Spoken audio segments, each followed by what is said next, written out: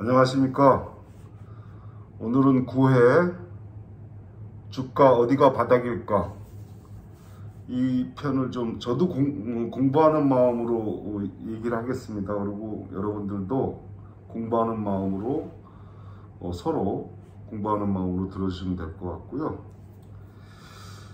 지금 계속 주가 지수가 폭락을 하니까 많은 사람들이 지금 공포에 떨고 있고 그러고 있어요. 근데 그러다 보니까 제 영상의 댓글이나 아니면 메일이나 제 페이스북에도 가장 많은 질문이 이런 거죠. 언제쯤 바닥을 칠까요? 어디가 바닥일까요? 또 그러고 많은 댓글이 삼성전자는 얼마까지 내려갈까요? 뭐 이런 질문이에요. 그래서 그런 부분에 대해서 제가 공부했던 내용을 좀 설명을 드리려고 하는데요.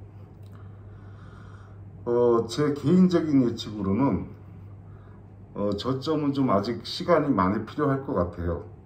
그런데 제가 알기로는 여러 기사나 이런 걸 보면 많은 애널리스트들이 내년 상반기다, 내년 중반기다, 하반기다 그러는데 그런 말은 저도 할 수 있을 것 같아요. 근데 그런 말은 사실 지금은 의미가 없어요. 내년에 끝날지 후년에 끝날지, 그리고 바닥이 어느 저점에서 바닥을 치고 일어설지, 그런 건 아직 어떤 시점을 얘기한다는 것은 좀 의미가 없는 것 같아요. 그리고 삼성전자는 얼마까지 갈 것인가요? 이런 질문도 많은데요. 삼성전자의 주가 전망이 안 좋다는 거는 사실 삼성전자 내부적으로는 이미 유통되던 정보예요. 자기네 자체 분석으로도 자기네들이 이런 우크라이나 전쟁 이런 거 아니더라도 삼성전자의 주가 전망은 좀 부정적으로 내부에서도 판단하고 있었다고 저는 알고 있어요. 그런데 그런 내부적인 삼성전자 내부적인 자신들의 주식이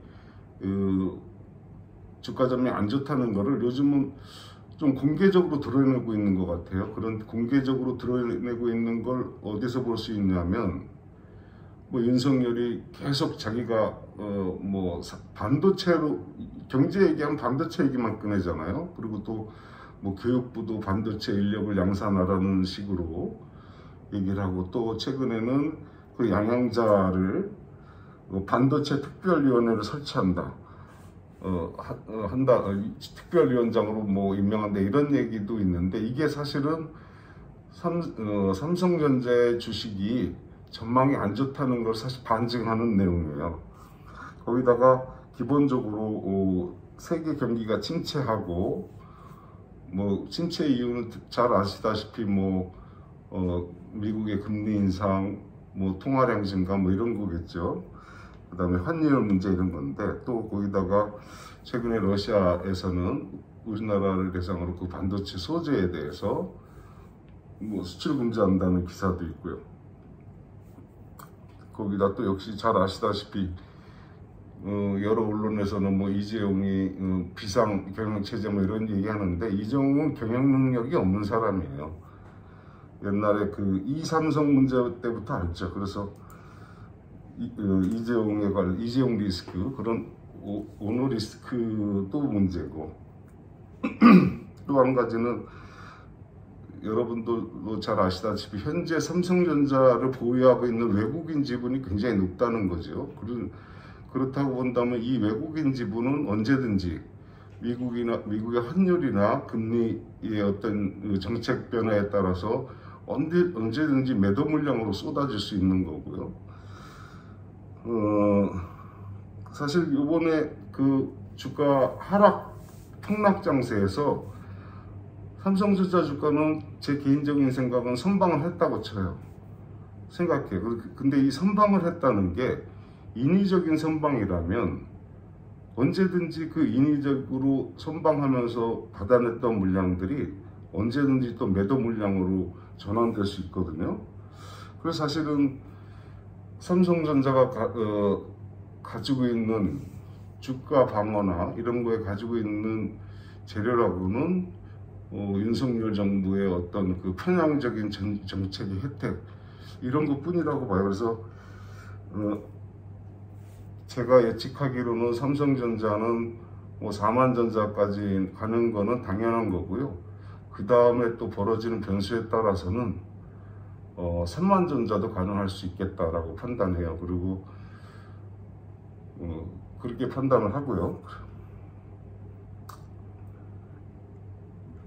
그러면 이 우리나라 주식시장의 반등 시기는 어디냐, 언제쯤이냐 이렇게 물어보시잖아요. 근데 아까 전자에도 좀 말씀드렸다시피 반등 시기를 특정한다는 것은 의미가 없는 건데, 자신 있게 얘기하시는 건 올해는 반등이 없다고 저는 판단을 해요. 그 다음에 지금 전체 글로벌 시장의 침체를 이 경제 정책 실행자들이 어떻게 대응하느냐에 또 달렸다고 보고요. 그리고 또 제가 개인적으로 어떤 지수를 판단을 할 때 지수의 방향을 예측하거나 뭐 종목 분석은 종목 개별적으로 갖고 있는 자료들이 있지만, 지수 분석을 할 때 주로 사용되는 자료들은, 제가 공부하는 자료들은 여러 가지 지표들이 있는데요. 뭐 기본적으로 주가 지수의 전체적인 뭐 10년째 통째로 좀 계속 그 내용을 좀 본다든가, 또 환율 지표도 보고요. 또 미국 연준이 하는 통화량 지표도 보고, 그 다음에 미국 금리 지표도 보고 그러죠. 사실 지금 글로벌 경제를 경색시켰던 내용은 미국 통화량 지표를 보면 옛날 리먼 브라더스 사태를 해결하고자 미국이 연준에서 양적 완화를 했을 때, 달러를 찍어내서 이렇게 방어를 했을 때, 그때에 비해서 지금은 미국 달러가 한 4배 정도, 그때도 굉장히 양적 완화를 통해서 달러를 많이 찍어냈는데요. 현재 세계 시장에 풀어진 달러 양은 그때 4배 정도 돼요.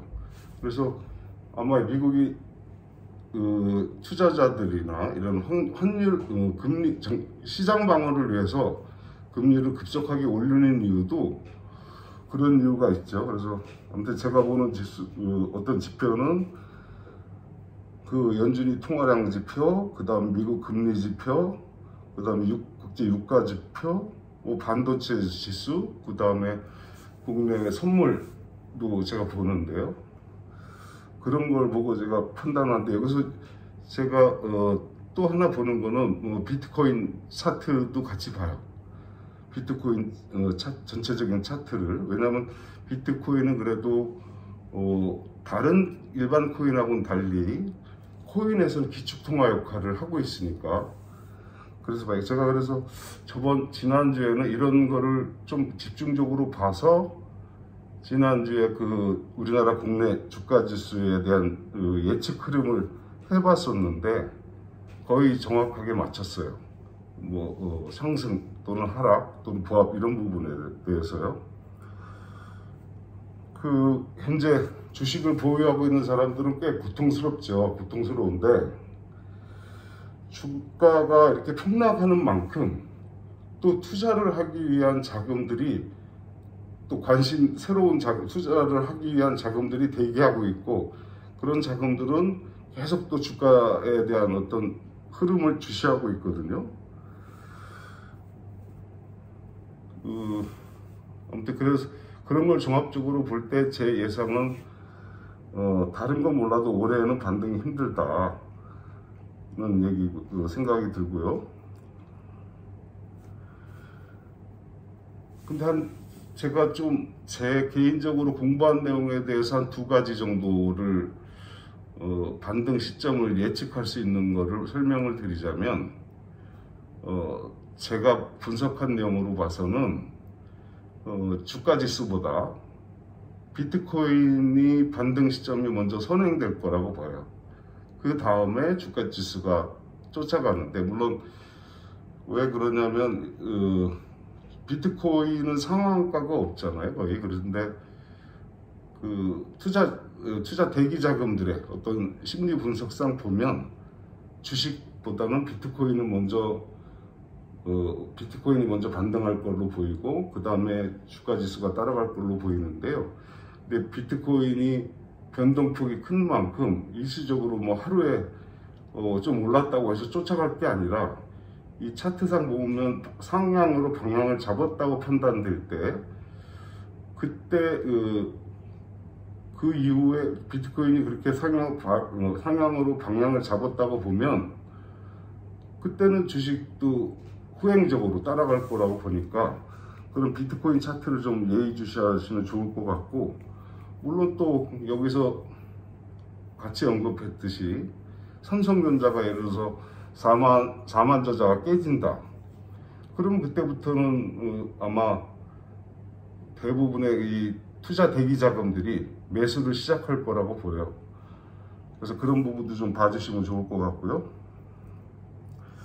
근데 문제는 제가 방송 초기부터 얘기했듯이 우리나라 종합지수가 중기적으로 2200선이 1차 저지선이라고 얘기했는데, 그 1차 저지선 때 어떻게 방어를 하느냐, 이 방어가 되는 요인들이 여러 가지, 뭐 국내적, 국제적인 어떤 요인들이 있을 텐데, 그 2200대의 어떤 지수 흐름을 봐야 여기서 반등 시기가 나온다, 아니면 더 떨어진다라고 판단할 수 있을 것 같아요. 그래서 제가 판단하기엔 2200선이 중기적 저지선이다.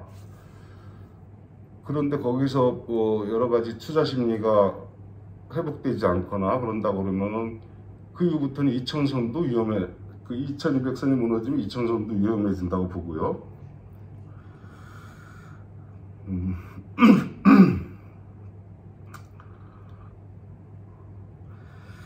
그래서 제가 생각하고 판단하는 것은, 사실은 많은 사람들이 질문하는 주시장은 언제쯤 회복이 될까요? 라는 질문에 대해서 사실 제가 경험하고 공부해왔던 걸로 간단히 줄여서 말하자면 이렇게 설명할 수 있어요. 소액주주들이 그렇게 질문을 하면 언제쯤 반등할까요? 라고 물어보면, 그거는 당신이 주식을 팔았을 때 반등한다, 이렇게 제가 얘기를 할 수 있는데, 왜 그러냐면 사실 이 주식시장의 룰이 그래요. 그리고 전체 자본시장의 구조가 이 소액주주들한테는 그렇게 소액주주들을 어떤 보호하거나 소액주주들을 이해하거나 그런 시장 구조가 아니에요. 그렇지만 그렇다고 해서 뭐 당장 투자를 그만둬라 이런 얘기는 아니고요. 아무튼 이런 구조적인 내용을 알고 투자를 해야 그래도 손실을 좀 줄일 수 있다, 저는 이렇게 생각합니다. 앞서 말씀드렸다시피 주가가 폭락하는 만큼 이 주식을 매수하려고 하는 대기 자금들이 또 몰리게 돼 있어요. 그래서 중요한 건 그 투자 대기 자금들을 어떻게 빨리 투자 시장으로 이끌어내느냐. 그러려면은 이 정부가 그 투자 대기 자금들한테 긍정적인 사인을 줘야 돼요. 향후 비전이나 이런 부분에 대해서. 그런데 제가 뭐 윤석열 정부를 아주 싫어하지만 꼭 싫어서 하는 소리가 아니고요. 진짜 윤석열 정부는 이런 향후 시장에 대한 계획이나 비전이나 이런 게 전혀 없어요. 그러니까 어떤 이 자본시장에, 주식시장에 어떤 긍정적인 사인도 줄 수 없는 거예요. 그게 진짜 문제인데요. 큰일입니다, 그런 부분에 대해서. 이거는 꼭 정말 싫어해서 하는 소리가 아니고, 윤석열 아니더라도 다른 정부가 이렇게 대응했다 그러면 나라 망치는 일이에요. 적어도 이런 무대책은 세울 수 있는 정부, 이런 무대책으로 대응한다는 건 이건 정부가 없는 거나 마찬가지. 지금 현재 적어도 경제 상황에 대해서는 무정부 상태다, 저는 그렇게 보고 있어요.